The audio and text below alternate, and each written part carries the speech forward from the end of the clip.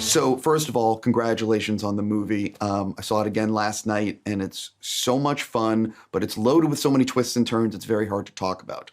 So I want to throw a curveball at the beginning, which is not about this film. You have done so many amazing roles in your career, but there's going to be people out there that have never seen your work.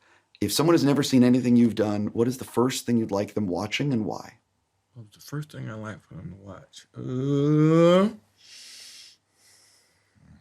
Such an obvious answer for me, but It is? No. I'd say a film called 187, just because it is something that's so different from anything else that they'll see in terms of who most people think I am. And Matthew, what are you saying to recommend? Well, I had again, during lockdown, I got my kids to watch Pulp Fiction.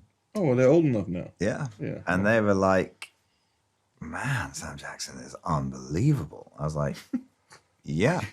They probably said Oma was unbelievable. Come on. No. They were like, they liked amazing. Oma better than they liked everybody in the movie. They're girls. Girls like girls. No. They loved it. They were like, this is cool. I heard the bloody Big Mac versus Royale all the time for about for weeks of them saying that, but they loved Pulp Fiction. Yeah. Well, that's the great thing about that movie. There's a certain group of kids that become of age every year that they can watch it, and all of a sudden I become cool again. So it's fun. Yeah. I don't mean to bring up family, but your kids are literally responsible for so many little things in this movie, including the cat backpack from the Taylor Swift documentary. Yes. Can you sort of talk about pulling influences from what your kids have been showing you? Well, basically, in the first draft, there was no cat, right, of the film. Believe it, I don't know if you know that. There's no cat in the damn thing.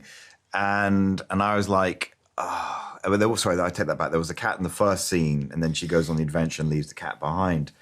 And I was working on the script with Jason. I said, Jason, they've got to have something more, conflict, but it's got to be something, a fun conflict between these two characters. Otherwise, it's hard to go from A to Z from the Americans. And then I saw the Taylor Swift thing, the pack, was it a cat pack, backpack, whatever you call the thing. And that made me laugh. And I went, oh my God, I can put a cat in the back of that and they can go on this whole adventure and argue around over the cat. So that's where it came. For me, it was weirdly a dramatic, narrative, conflicting device. And then it's grown into this much bigger thing.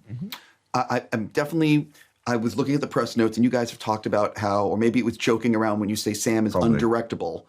He is. He knows it. Right. So I am curious, what is it actually like? Because you are such a gifted actor. What is it like as a director when you're on set with Sam and maybe you want something else? Like, can you sort of talk about that dynamic on set? Well, can you imagine if Jimi Hendrix or Eric Clapton came in and said, I'm going to do a guitar solo, and you go, yeah, why don't you try it like this? I was like, nah, let him sing and I'll just get him in focus.